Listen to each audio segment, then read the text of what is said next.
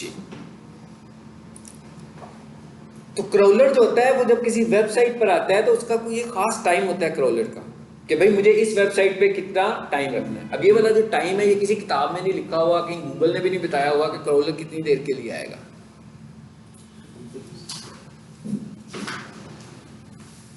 बल्कि ये जो टाइम है, ये टाइम क्रॉलर ने जब विजिट करना होता है उस वक्त वो डिसाइड करता है on the site of content of site. तो इसका मतलब क्या हुआ कि हमें कोशिश ये करनी है कि हम इंफॉर्मेशन ऐसी दें जो मोस्ट रेलिवेंट हो क्रॉलर के लिए। ये ना हो कि क्रॉलर के पास थोड़ा वक्त है और वो उस टाइम पर आ रहा है और इररेलेवेंट डाटा भी वहां पड़ा हुआ है, तो वो इररेलेवेंट चीजों को क्रॉल करता है और चला जाता है। उसका टाइम था ना, कुछ टाइम के बाद चला गया वो। ठीक है, इसलिए हमें उन चीजों को जो कि हम ऑप्टिमाइज नहीं करना चाहते, जो हम क्रॉल नहीं करवाना चाहते, उन चीजों को हम क्या करते हैं, निकाल देते हैं। फिर बंद हो गया। ये बताऊं क्या मसला होता है, ये जब जनरेटर चलता है ना तो वो इलेक्ट्रिसिटी फ्लक्चुएट हो रही होती है ना, कंटेंट, हाँ, लोड एकदम कंसिस्टेंट नहीं होता, तो उस वक्त ऐसे ये ट्रिप कर जाता है। ये हमेशा जनरेटर पे ऐसे करता है, हो जाएगा भी कंसिस्टेंट हो जाएगा थोड़ी देर में। चलो जी, अभी हमें पता लग गया कि अलाउ क्या करना है और डिसअलाउ क्या करना है। अच्छा, उसके बाद एक और नई चीज यहाँ पे नजर आ गई है, and that is site map. ये साइट मैप क्या चीज है?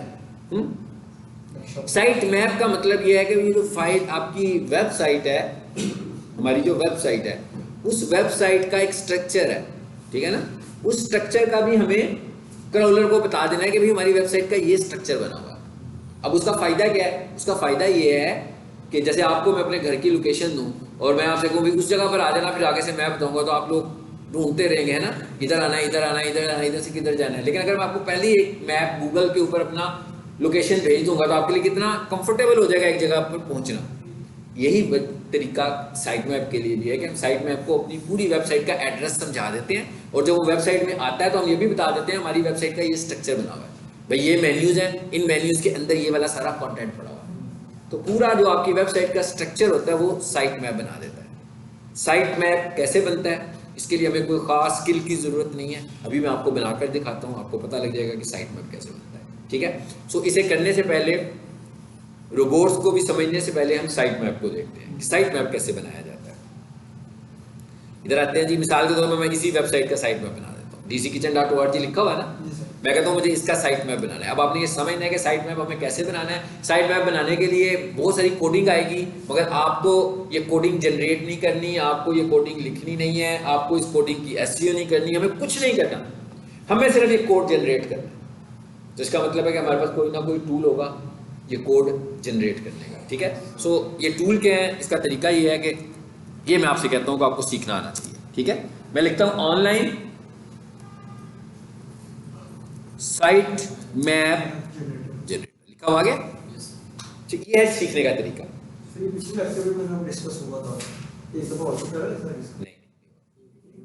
साइट मैप की नहीं बात, वो आपने शायद किया था, वेबसाइट एसईओ चेक किया होगा। On sites online site map generator, इस पर क्लिक किया जी मैंने, तो यहाँ पर देखिए कितनी सारी वेबसाइट आ जाएंगी जो मुझे कह रही होंगी कि मैं ऑनलाइन साइट मैप जनरेट कर दूंगी आपको। कह रही है ना, एक ऊपर आ गई है, create a Google site map online XML site map generator tool. मैं पहले वाले को यूज कर लेता हूँ, ठीक है, फर्स्ट वन को यूज करता हूँ। पता लग गया मैंने साइट मैप कैसे लिया। 6-7 दिनों के बाद आपने भूल जाना, याद रखना। चल, इस पे क्लिक करते हैं, आगे इसे क्लोज करें। जी, क्या पूछा, समझ आ रही है क्या पूछा?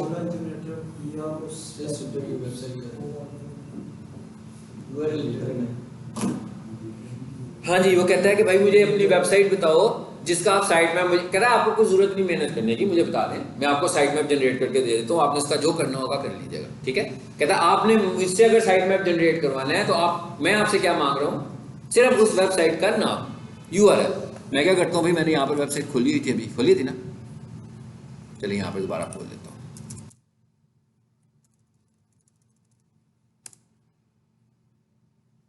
आ गई वेबसाइट, सिंपल, इसे करें कॉपी, पर आए, पेस्ट कर दें। सबको पता लग गया? क्या किया मैंने? वेबसाइट का यूआरएल पेस्ट किया और जनरेट का बटन दबा दिया, उसने साइट मैप बनाना शुरू कर दिया।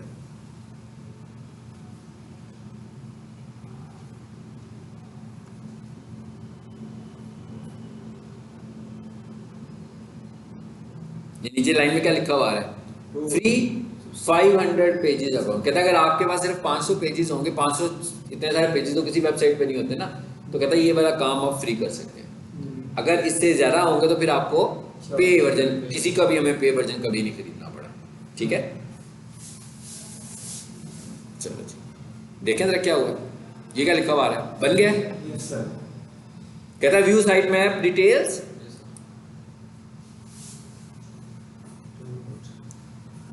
आगे क्या कह रहा है जी? डाउनलोड।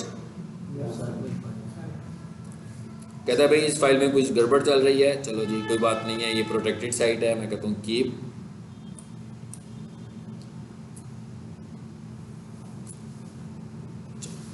बन गया साइट मैप।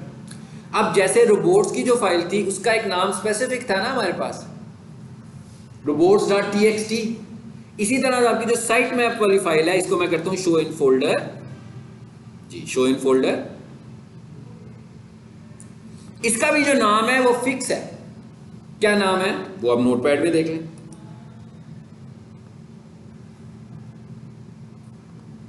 वो फाइल किधर गई हमारी? बंद हो गई दूसरी, तो मेरा ख्याल है मैंने बंद कर दिया है ना, कि मैंने साइट मैप खोला ही नहीं था, खोला ही नहीं था। इसको देख लेते हैं, ये खोला हुआ था। हाँ जी क्या कह रहे हैं? साइट मैप बस ये वाली वेबसाइट हमने बता दिया उसको यहां पर।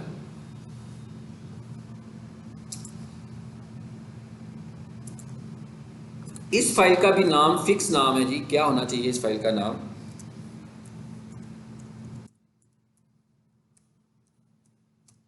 ये नाम, यानी कि दो फाइलों की हमने आज डिस्कशन कर रहे हैं। हाँ, एक बार है रोबोट्स की और एक कर रहे हैं साइट मैप की। वो दोनों आपस में लिंक है, इसलिए हम पैरेलल दोनों को डिस्कस करने लगे। ठीक है, वो ये कह रहा था कि भाई रोबोट की फाइल बनानी है तो उसमें अपनी साइट मैप भी दिखानी है। ठीक है, इसलिए हमने कहा पहले साइट मैप भी बना लेते हैं। उसके बाद हमने कहा हाँ भाई हमारी वेबसाइट का साइट मैप ये है, तो मैं क्या लिखूंगा आगे से? ये देखें, यूं करूंगा मैं बेसिकली। वो जो मैंने रोबोट्स की फाइल में लिखा हुआ है ना, वो ये लिखा हुआ है, बल्कि वही कॉपी करें। इस लाइन को कॉपी करूं मैं,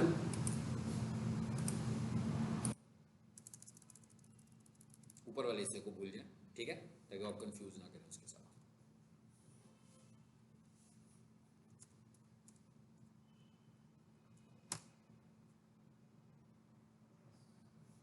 ठीक है, dckitchen.org/sitemap.xml। अब ये बात इंफॉर्मेशन कहाँ लिखी है हम लोगों ने? कहाँ लिखी है इंफॉर्मेशन? रोबोट्स की फाइल।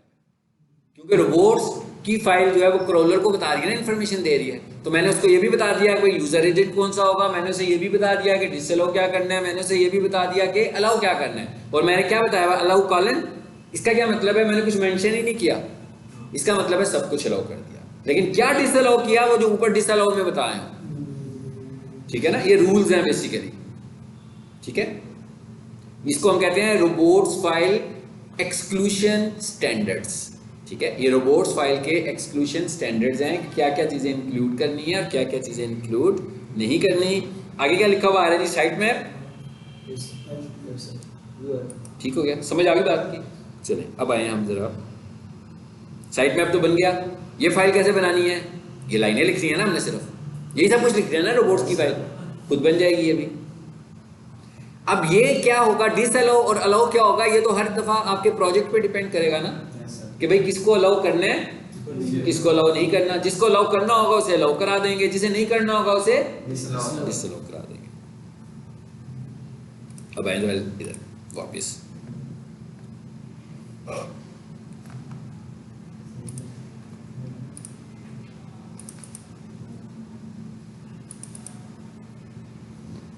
यहाँ देखें, रोबोट्स की फाइल पड़ी होगी मेरा ख्याल है, ये भी आपसे शेयर भी कर दूंगा मैं।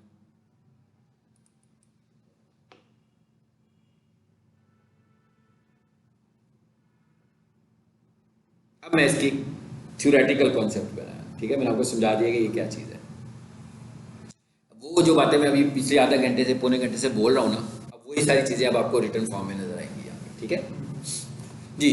अ robot is a text file that resides in the root directory of your website.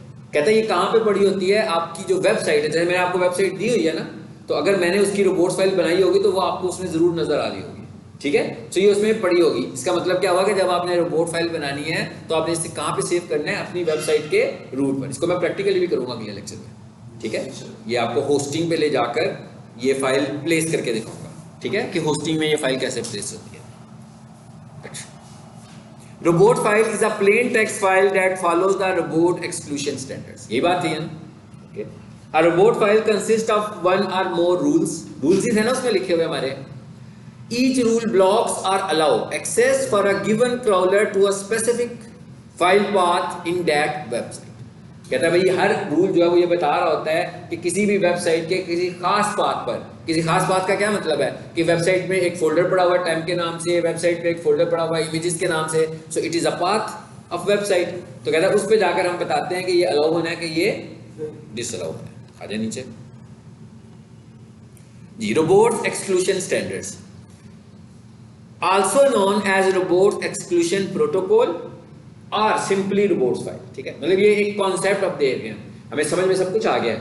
अब हम थोड़ा सा देख रहे हैं कि रोबोट्स के जो स्टैंडर्ड्स होते हैं इसको रोबोट्स फाइल भी कहते हैं, इसी को ही हम रोबोट्स एक्सक्लूशन प्रोटोकॉल, प्रोटोकॉल का क्या मतलब होता है कि काम करने का तरीकाकार क्या है, ठीक है, वो ये बता रहा है हमें।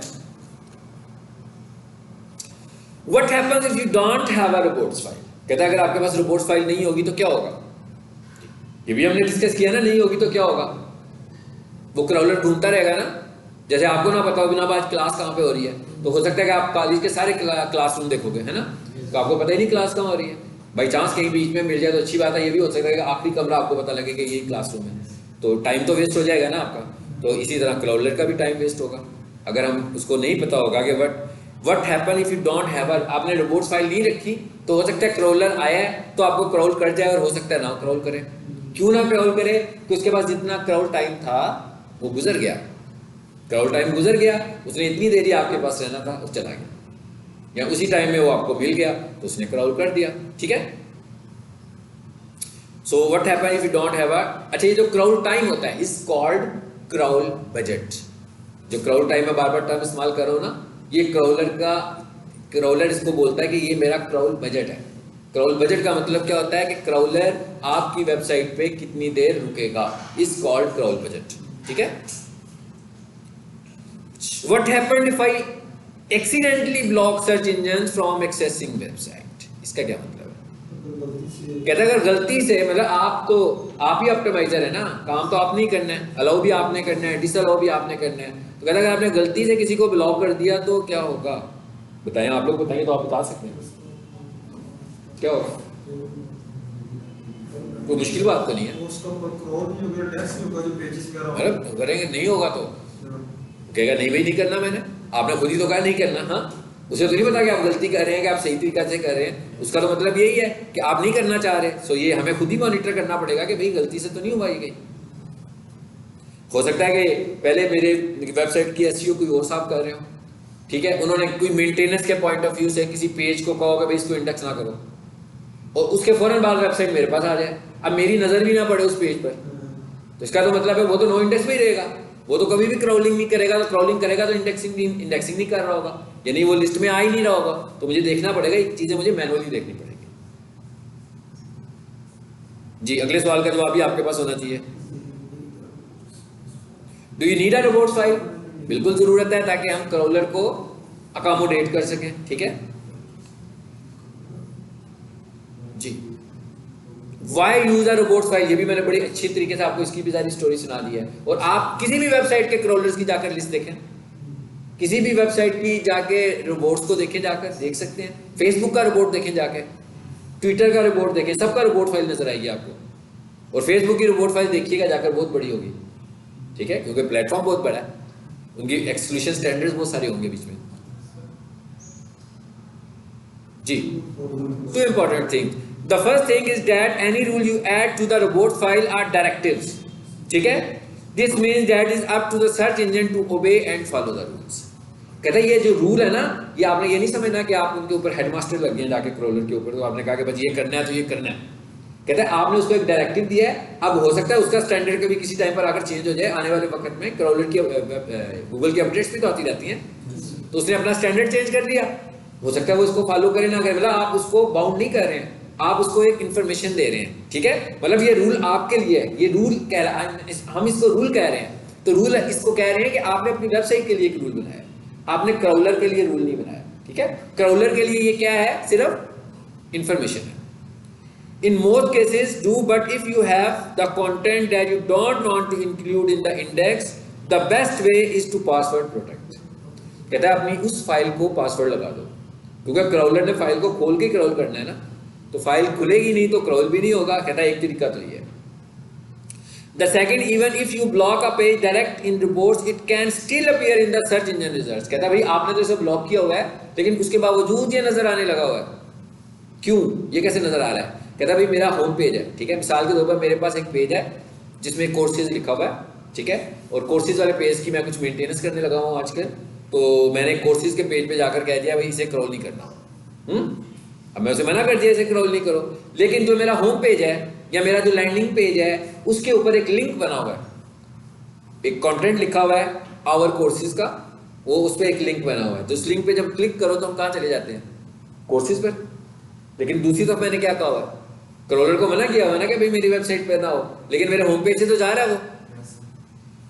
इसका मतलब क्या हुआ कि हम रोकना भी चाह रहे थे मगर उसे मुकम्मल तौर पर रोक नहीं पाए हैं। तो आप कहता है आपको इस चीज को भी देखना पड़ेगा, अगर आप वाकई उसको रोकना चाहते हैं तो आपने देखना है उसके लिंक्स किसी और जगह पर हैं, तो उन लिंक्स को भी जरा फौरी तौर पर खत्म कर दो, टेम्परेरी तौर पर खत्म कर दें, जरूरी तो नहीं कि परमानेंट खत्म करना है।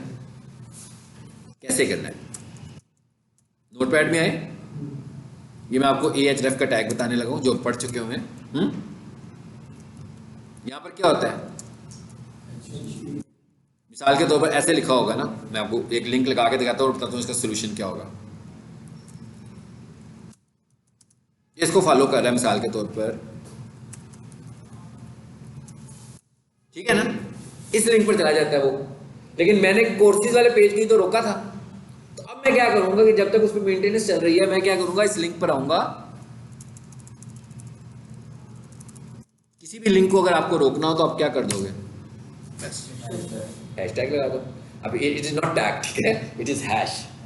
जब हम एसईओ की बात करेंगे ना, यूट्यूब की बात करेंगे, ट्विटर की बात करेंगे, इंस्टाग्राम की बात करेंगे, फिर हम इसे हैशटैग कहेंगे, लेकिन यहाँ पर ये क्या है, हैश का निशान है ये। इसका यह मतलब होता है, इसका ये मतलब है कि भाई कोई भी जगह नहीं है जिसको तुम्हें फॉलो करना है, क्लिक करोगे तो वहीं पर रहेंगे। अगर यहाँ पर मैं कोई लिंक दूंगा तो मैं क्लिक करूंगा तो मैं वहां चला जाऊंगा, अगर मैं हैश लगाऊंगा तो हम कहीं पर भी नहीं जाएंगे, दबाओगे तो सामने हैश लिखा हुआ नजर आ जाएगा URL के ऊपर, बस। तो कहते हैं अगर आप चाहते हैं ना मूव करें तो फिर आपको क्या करना है, हैश लगा देना है वहां पर। समझ आ गई है बात की,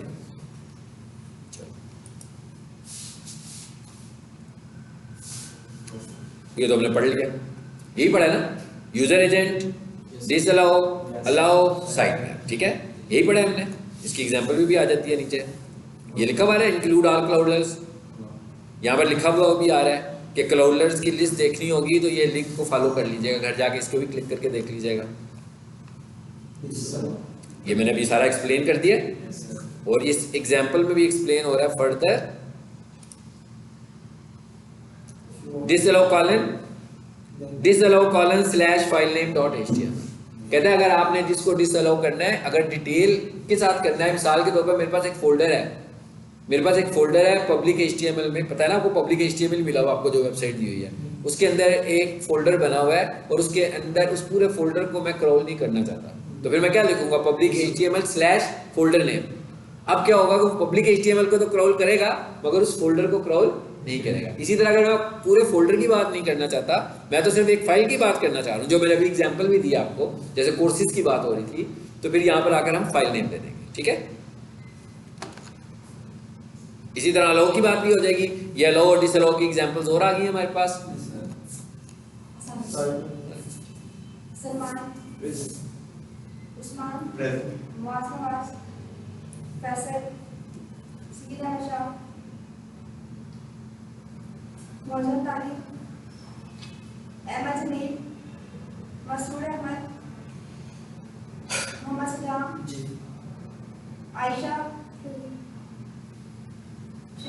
शेरोज, वलीद, कोई स्टूडेंट है? आप अपने सीट ले लो। एडमिशन हो गया आपका? नाम क्या है? अली, वलीद, वलीद। अपना तो बैठ नंबर बोलो।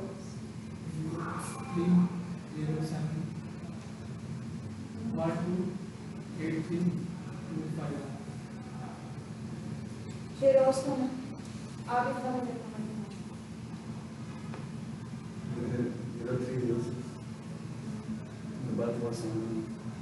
हाँ जी।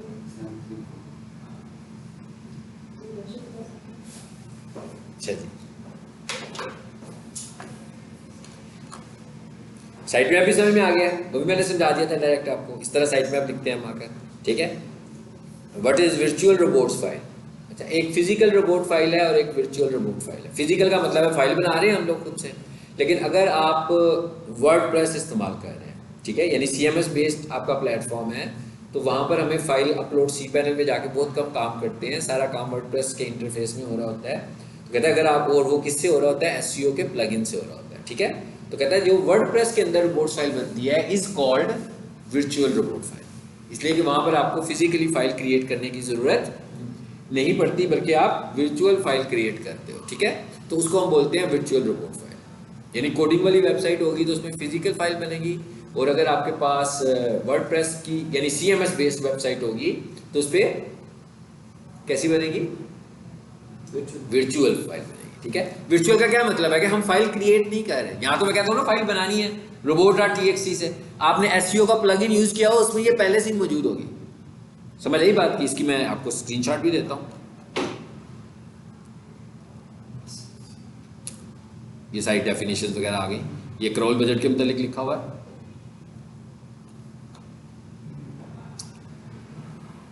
इन लिंक्स को मैंने कहा था इन्हें आपने देखने हैं जी। ये हम आगे वर्डप्रेस की स्क्रीनशॉट ली हुई है, ठीक है। और यहाँ पर क्या लिखा हुआ है सबसे नीचे, जिसको मैंने क्रॉस किया हुआ है, हाईलाइट किया हुआ है, SEO लिखा हुआ है, और उसका आइकॉन बना हुआ है वाई का। ये बेसिकली क्या है? वर्डप्रेस में जब आपने SEO करनी है, देखें जब हमने कोडिंग वाली वेबसाइट में SEO करनी है, हमें कोई एक्स्ट्रा चीज़ नहीं बाय करने की ज़रूरत, ठीक है, किसी चीज़ की ज़रूरत नहीं है। लेकिन जब हम वर्डप्रेस में SEO करें, हमें प्लगइन्स की ज़रूरत है। हम SEO का प्लगइन यूज़ करते हैं, हम मैथ रैंक का यूज़ करते हैं, या और भी बहुत सारे हैं, लेकिन जो पॉपुलर 2 प्लगइन्स हैं वो एक SEO है और एक मैथ रैंक है। तो इस वक्त मेरा मैथ रैंक योस्ट का प्लगइन इंस्टॉल हुआ हुआ है, ठीक है। ये वाई का सिंबल बना हुआ है ना, ये देखें, ये वाई का सिंबल है ना, ये योस्ट का है। कहता है भाई इस पर आ जाओ, इसका मतलब प्लगइन इंस्टॉल होगा। आगे क्या लिखा हुआ है? फाइल एडिटर पे क्लिक करो, तो फिर क्या कहता है? कहता है यानी SEO में जाएंगे, SEO के बाद, SEO का मतलब कहाँ जाएंगे? यहाँ पे क्लिक करेंगे, इसके बाद टूल्स का ऑप्शन आएगा, टूल्स के ऑप्शन के बाद फाइल एडिटर का ऑप्शन आएगा, तो ये खुद ही आपके सामने खुल के आ जाएगा, हाँ, कि हम नहीं बना रहे। और आप देखोगे कि जो रोबोट्स फाइल आप कोडिंग में खुद बना रहे थे, ये फाइल पहले से ही उसने बना के रखी होगी। अगर आपके एक्सक्लूशन स्टैंडर्ड्स कुछ और होंगे, इसने तो स्टैंडर्ड बना के रख दिया ना, लेकिन आप कुछ चीज़ों को निकालना चाहते हैं बीच में से, तो आप यहाँ पे बता सकते हैं। ये कौन सी फाइल थी? Robots file. ये वर्डप्रेस के लिए रोबोट्स फाइल थी, ठीक है। ये एग्जांपल्स आ गई है रोबोट्स फाइल के। चलो खत्म हो गई बात।